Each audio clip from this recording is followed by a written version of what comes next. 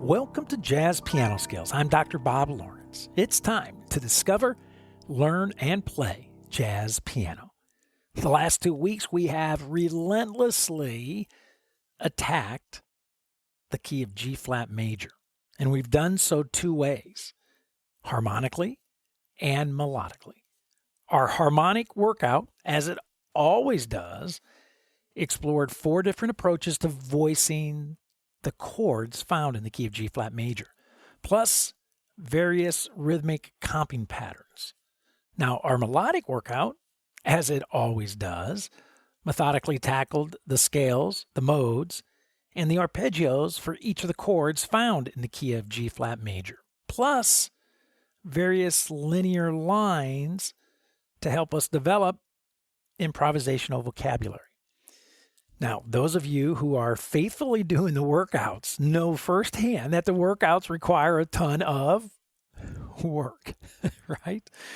But as is always the case, when you practice correctly, the proper skills, using the proper approaches, the payoff is always huge. It's always very significant. And how do we test that significant improvement?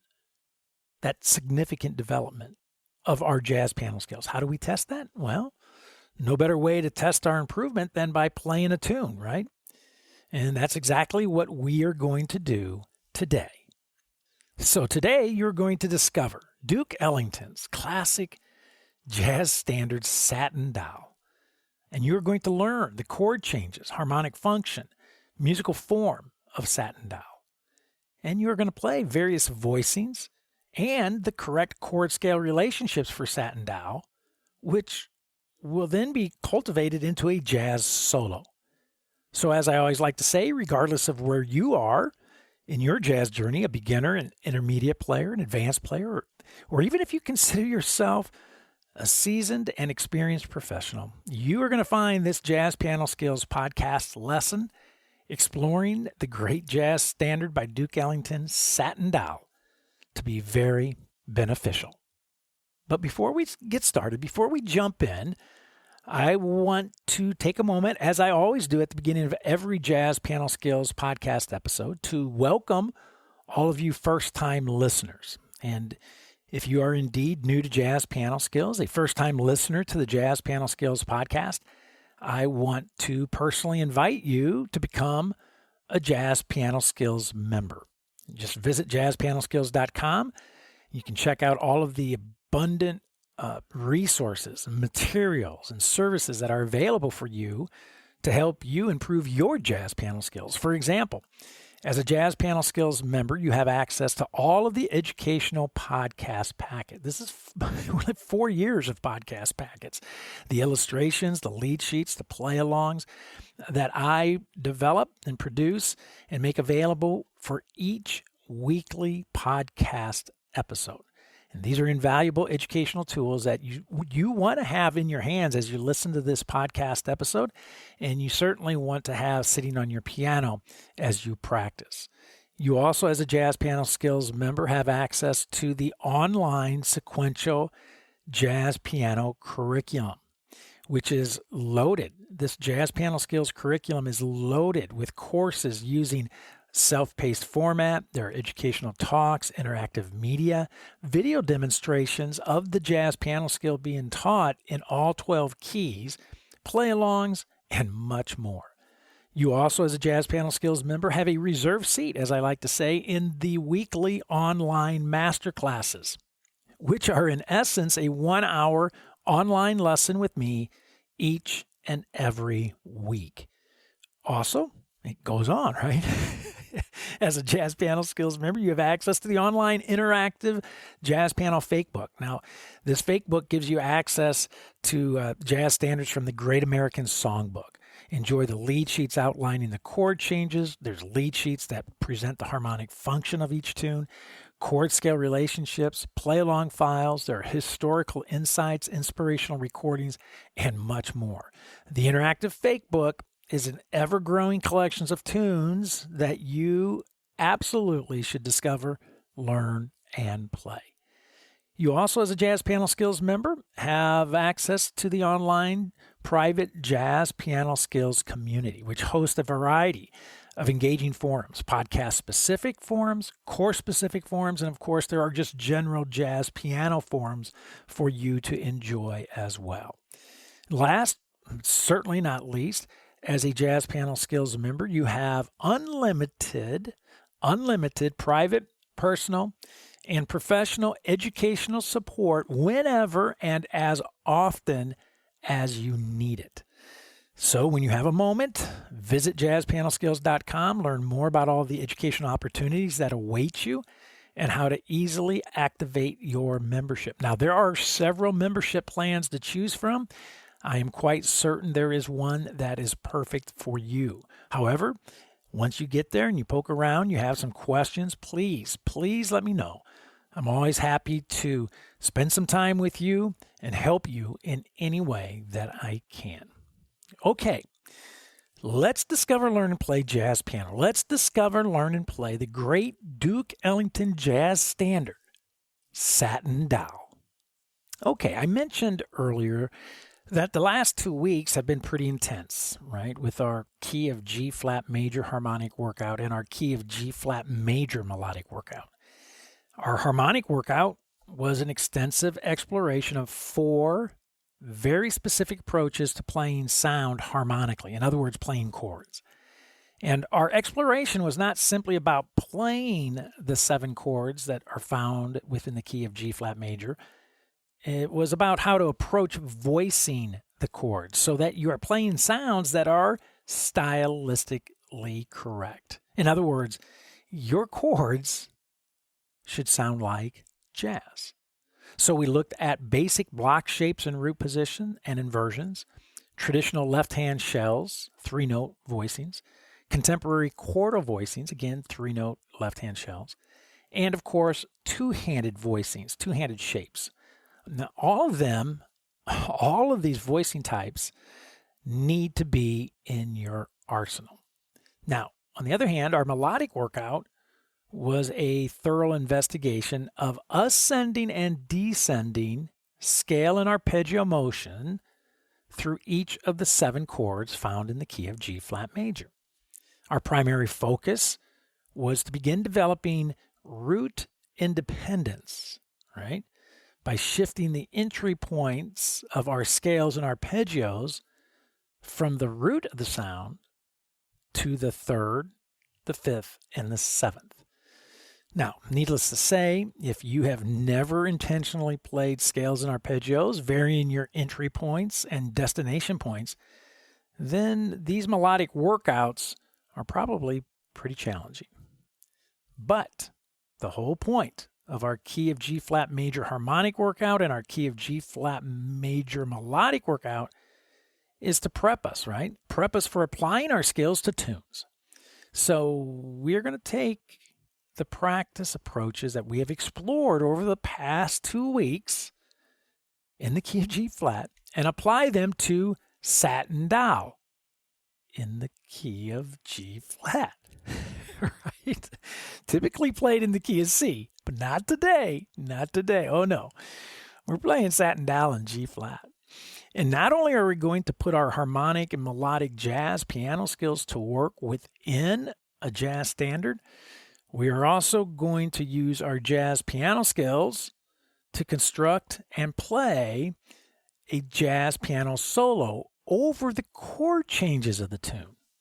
So the educational agenda for today is as follows. Number 1, we are going to explore the jazz standard Satin Doll. We're going to look at the chord changes and the harmonic function of the tune. Number 2, we are going to discover, learn, and play various voicings for Satin Doll. Our blocks, our traditional shells, our contemporary shells, and our two-handed voicings. Number 3, we are going to discover, learn, and play the chord scale relationships for Satin Doll. In other words, the appropriate ascending and descending scale and arpeggio motion. Number 4, we are going to discover, learn, and play a jazz piano solo for Satin Doll, using 100% diatonic scale and arpeggio motion, focusing on various rhythmic patterns that we have been studying, especially the eighth note triplet and the quarter note triplet. And number 5, we're going to be using a classic traditional jazz swing groove with a tempo of 100. Now, if you are a Jazz Piano Skills member, I want you to take a few minutes right now. I want you to hit that pause button, and I want you to take the time to download and print the Jazz Piano Skills podcast packets, the illustrations, and the lead sheets. Of course, you have access, as a member, you have access to all of the podcast packets.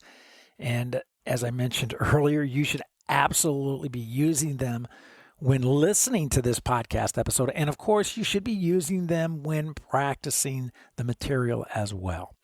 So if you are listening to this podcast on any of the popular podcast directories, such as Apple or Google, Amazon, Spotify, iHeartRadio, Pandora, the list goes on, then be sure to go directly to JazzPianoSkillsPodcast.com. Go to the JazzPianoSkillsPodcast.com website to download your podcast packets, and you will find the active download links within the show notes.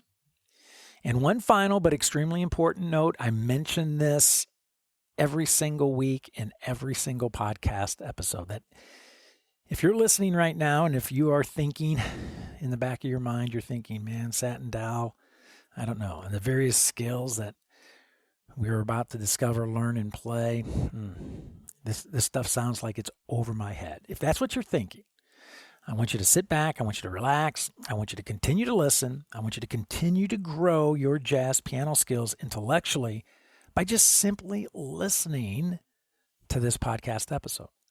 Now, keep in mind, all skills are over our heads when first introduced. And that is precisely why the first step we always need to take in order to improve our musicianship, in order to improve our jazz piano skills when being introduced to new concepts, the first step is always to simply listen.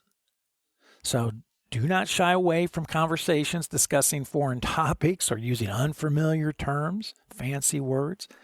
Stepping outside of our musical comfort zone always spawns significant growth. And you've all heard me say this a million times.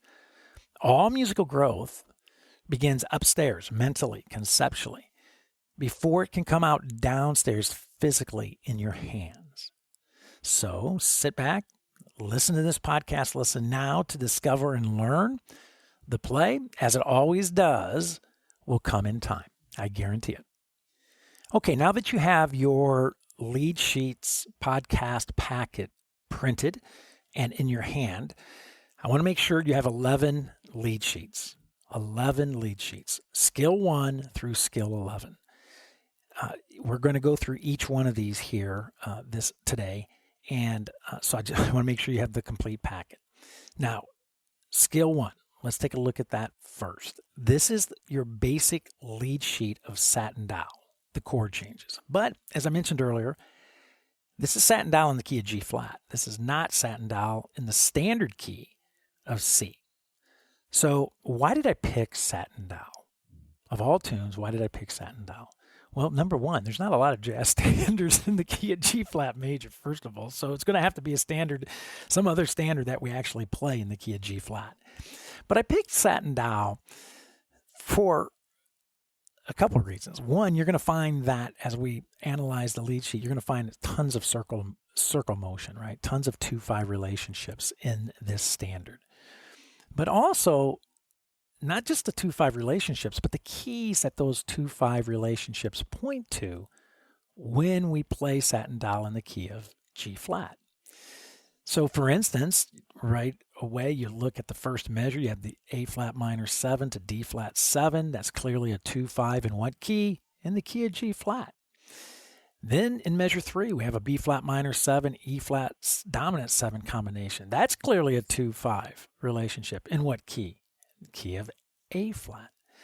Then look at measure 5. We have an E flat minor 7 to A flat dominant 7, which is a 2-5 relationship in the key of D flat. And then right after that, we have a 2-5 relationship in the key of C. We have a D minor 7 to the G dominant 7. So in the first 6 measures, right, we find ourselves in the key of G flat, we find ourselves in the key of A flat, and we find ourselves in the key of D flat, and we find ourselves in the key of C. So I picked Satin Doll because just think about those key centers for a second. G flat, A flat, and D flat. These are the 3 keys that we've spent the last 3 months studying. How cool is that, right? So Satin Doll is, as you can see, this is a classic AABA form. So we have 2 A sections followed by a bridge with finishing up with an A section. Those letters, A, B, C, and D that you see on your lead sheet, those are rehearsal markings. Those are not denoting the form of the standard, okay? So we get to the bridge. Look at the bridge. C sharp minor 7 to F sharp dominant 7. Holy moly, we're in another key, right? It's pointing us to the key of B major. So a lot of different key centers. And oh, by the way, B major is what is the key that we're looking at next. So we have the keys that we've looked at the last 3 months, and this song, Satin Doll, is pointing us to the key that we're about to go into next month, the key of B major. All right. So lead sheet 1, skill 1 is your classic lead sheet, chord changes only for Satin Doll in the key of G flat major. Now, look at lead sheet number 2, skill number 2. This is a harmonic function lead sheet. So here is how we denote what I like to call the harmonic DNA of the piece.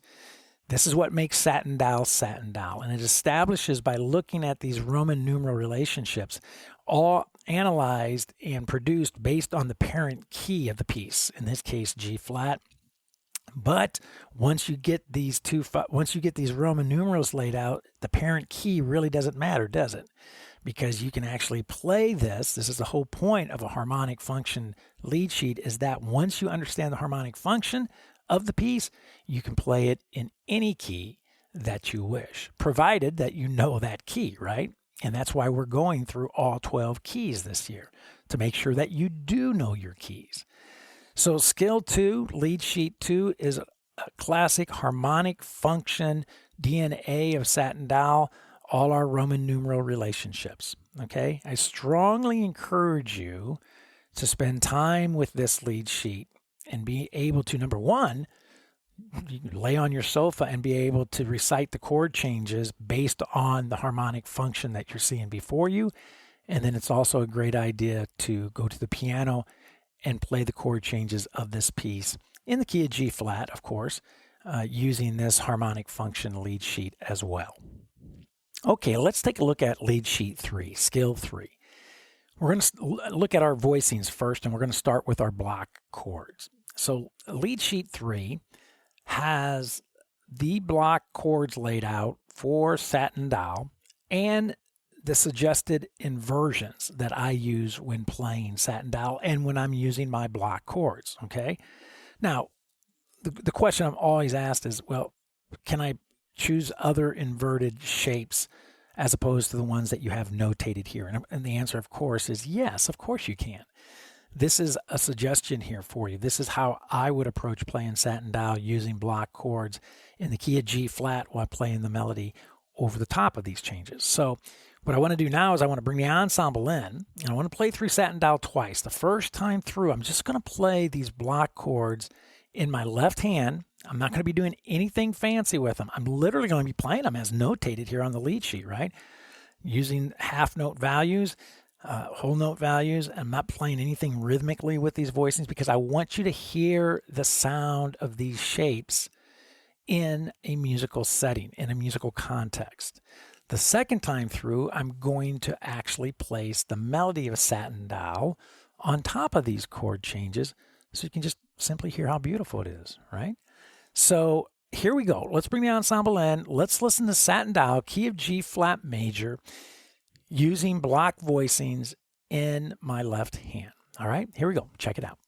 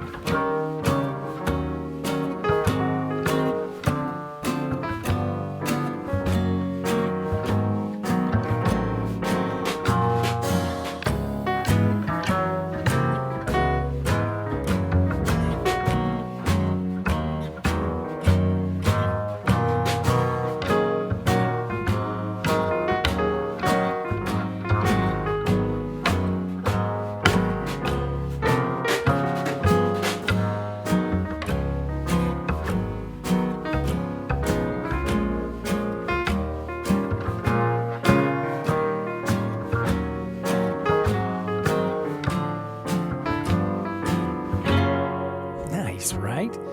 You know, I've mentioned this before, and I want to take time to mention it again, that if this is where you are, voicing-wise, in other words, you're playing block voicings, and that's it, then congratulations. This is fantastic, because here's the reality. This is the truth. If you do not have these shapes under your hands, these fundamental block voicings, then trying to do the traditional left-handed shells, contemporary shells, two-handed voicings are going to be very, very difficult. And in addition to that, if you do not have these block shapes under your hands and their inversions, root position and the three inverted shapes, then you're going to find it very difficult to develop jazz improvisation vocabulary, because just a quick glance at any transcription, you'll start to see that these shapes are very significant in developing the lines that you hear all the great improvisers using, right? So our melodic ideas are going to flow from our understanding of these block shapes and root position and their inversions. So if this is where you are, or if this is what you're working on right now, fantastic. You cannot spend enough time solidifying your understanding of these shapes and sounds. You just simply cannot. Okay, so now let's look at lead sheet 4, scale 4, traditional shells. Now these are 3-note shells that typically include the 3rd, the 7th, and the 9th, or the 7th, the 3rd, and the 5th of the sound. But if you look at the lead sheet here, you're going to notice that a lot of my 3-note shapes here are actually 2-note shapes. So what is up with that? A lot of times here in this lead sheet, I am leaving out the top note of the voicing in order to allow my left hand and my right hand to play nicely with one another. And you'll see when you start playing the melody of Satin Doll with these voicings, both hands seem to be playing in the same sandbox, playing on the same playground. So they have to be able to work with one another, get it out of the way of one another to successfully play these shapes and the melody. So wherever you see these 2-note voicings notated on the lead sheet, that's not a typo. This is intentional, right? These 2-note voicings are played so that I can make room for the melody in my right hand. So what I want to do is bring in the ensemble right now. Let's take a listen to Satin Doll. Again, I'm going to play it 2 times through. The first time, I'm just going to play these shells in my left hand so you can hear these sounds in a musical context. Second time through, I will place the melody of Satin Doll on top of these voicings. It's a great sound. So check this out. Here we go.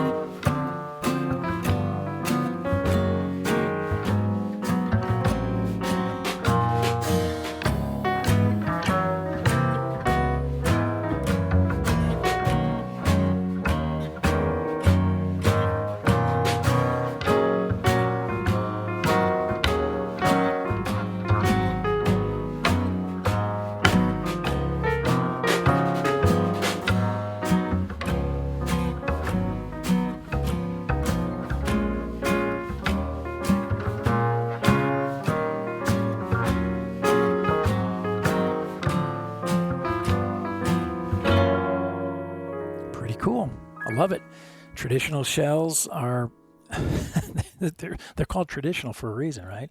They're used by every jazz pianist that I know is very familiar with these shapes and with these sounds. So now let's take a look at lead sheet 5, skill 5. These are the contemporary shells. Now, these also are 3-note shapes, but these 3 notes are built using primarily the interval of a fourth, right? As opposed to having the primary interval being a third. So once again, though, you can look at the lead sheet, and just like the traditional shells, all of a sudden you're seeing, wait a minute, there are a lot of 2-note voicings here as opposed to 3-note. And again, the reason you're seeing 2-note voicings is to allow, once again, the melody in my right hand to play nicely with the harmony in my left hand. Okay? So the 2-note shapes that you're seeing here are intentional, where I'm leaving the top note of the voicing out. But you're going to find that it doesn't impede the greatness of these chordal voicings at all. So let's bring the ensemble in and let's check it out. And once again, I'm going to play 2 times through. First time, I'm just going to play these shapes, nothing fancy, just playing the shapes as notated on the lead sheet. Second time through, I will bring the melody in so that you can hear these voicings and the melody side by side together. Okay? So here we go. Let's check it out and see what we think.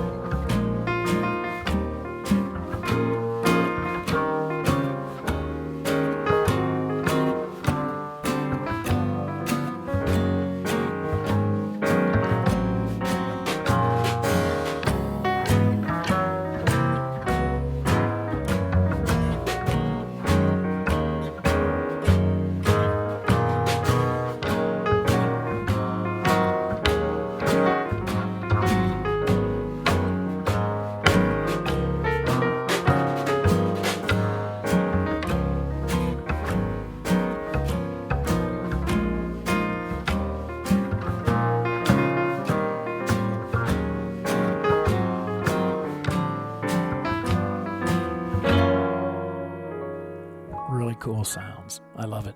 I absolutely love the chordal shapes. Now, I will say this. I don't want you to fall into the trap to thinking that somehow the chordal shapes are hipper than the traditional shapes, and the traditional shapes are somehow hipper than the block shapes. That's a huge trap to fall into, and it's just simply not true. In fact, all 3 of these voicing types, your traditional blocks, your traditional shells, your contemporary shells, you need to have in your arsenal, because you're using them, all of them when you play within the same song, right? I model all of these. I keep everything real clean and tidy in these lessons, right? Where we look at Satin Doll with just all chordal voicings, or we look at it with all traditional 3-note shells, or we look at it with just block voicings. That's real clean, that's real tidy, but that's not reality. That's what we do when we're learning something and we study something to be effective with our learning. We want to keep things tidy and clean.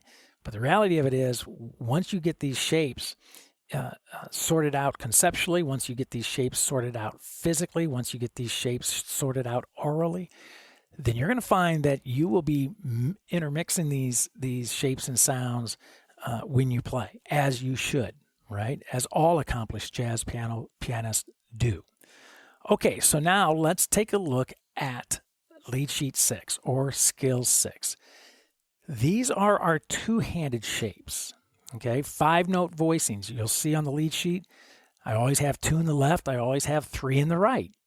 This is how I approach two-handed voicings. Now, what I'm going to do is when we bring the ensemble in again, we're going to play through it twice. I'm going to play the first time these voicings as notated here, as written, nothing fancy again, no rhythmic variation. Second time through, I'm going to play the melody, but of course, I'm going to play the melody using a muted trumpet sound, so you can kind of hear these voicings accompanying an instrumentalist. All right? So let's bring the ensemble in. Let's check out Satin Doll using two-handed voicings. First time through, two-handed voicings. The second time through with a muted trumpet playing the melody. So here we go. Let's have some fun. Check it out.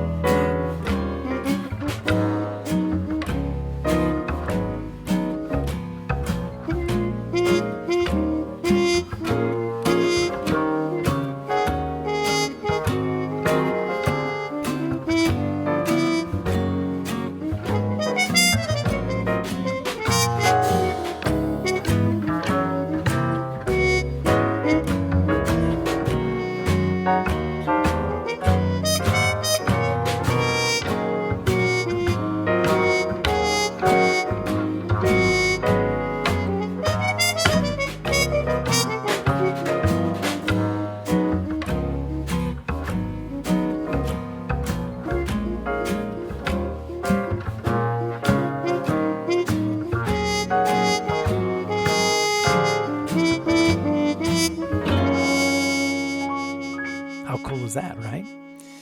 Here's another trap I don't want you to fall into. Do not think that two-handed voicings are only used for ensemble playing. Wrong. These voicings are used while playing solo piano all the time, okay? So again, these are shapes that you need to have under your hands when playing in a solo format or solo situation and when playing in an ensemble situation, okay? Wow. All right. So now let's take a look at lead sheet 7, lead sheet 8, 9, and 10. Okay, now I do not have time in this podcast episode to play through scales 7, 8, 9, and 10. These scales are our ascending scale motion, root entry, descending scale motion, root entry, ascending arpeggio motion, root entry, descending arpeggio motion, root entry. And of course, you should do scales 7, 8, 9, and 10 using third entry, fifth entry, and seventh entry as well. But notice that I have the chord scale relationships laid out for you with these ascending scale motion and descending scale motion. So these lead sheets are included, the play-alongs. If in your play-along packet, there are play-alongs for each one of these as well. So of course, spend time practicing these. If you have any questions, please let me know. Okay, so now let's grab lead sheet 11, our last lead sheet, scale 7. This is where we're going to get into the solo. This is where it gets really fun, right? This is where all our hard work pays off. So what I have here is written out for you a solo that I played over Satin Doll in the key of G flat. And I just want us to look at it here just briefly. A couple things. I mentioned this earlier as well, that everything you're seeing here is 100% diatonic motion with regards to the chord scale relationship. Okay, 100% diatonic motion. So I'm not using any notes. Do not fall out of the chord scale relationship. 100% diatonic. Now, the other thing to pay attention to is the various rhythmic ideas that I'm using. I'm intentionally playing this solo, focusing on the various eighth note patterns that we have studied throughout the last couple of months, and primarily focusing on the eighth note triplet and the quarter note triplet feel within this solo. So what I want to do, I want to bring the ensemble in, and I'm going to play Satin Doll 3 times through, okay? First time through, I'm going to play Satin Doll. I'm going to play my voicings. I'm going to play the melody of the piece. Second time through, I'm going to take a solo. I'm going to play this solo. And then the third time through, come back and have a little recapitulation, if you will, where I play the melody again and then have an ending on Satin Doll. So let's bring the ensemble in. Let's listen to Satin Doll by Duke Ellington in the key of G flat major. How fun. Here we go.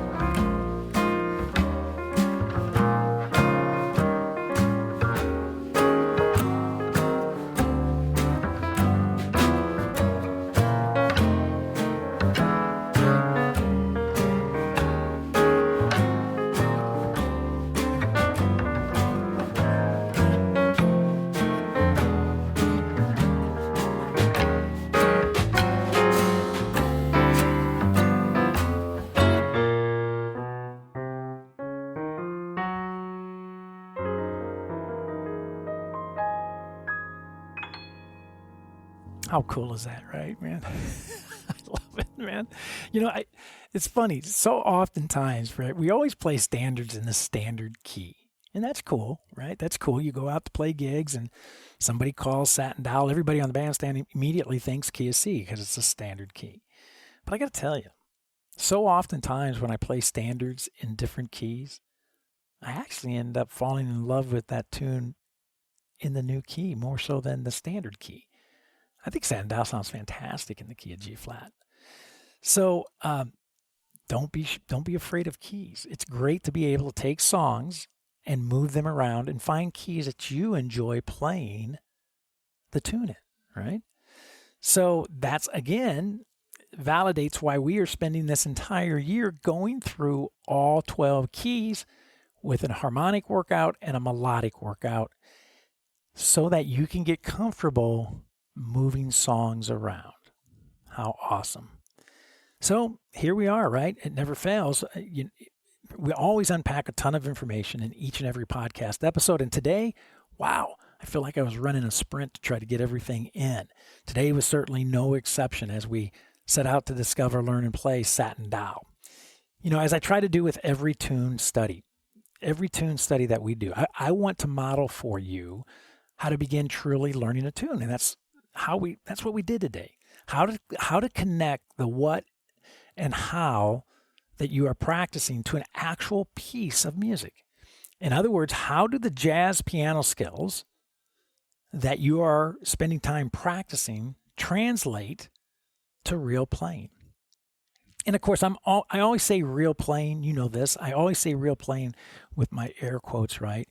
And kind of tongue in cheek, because real playing is actually, in my opinion, real playing is actually having a command of jazz piano skills, which in turn allows you to eventually add a melody, which in turn allows you to play thousands of tunes. And once we add a melody to our jazz piano skills, we give it a title like Satin Doll, and wow, now everyone's happy, right?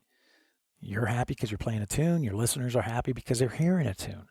But the reality of it is Satin Doll is made up of jazz piano skills.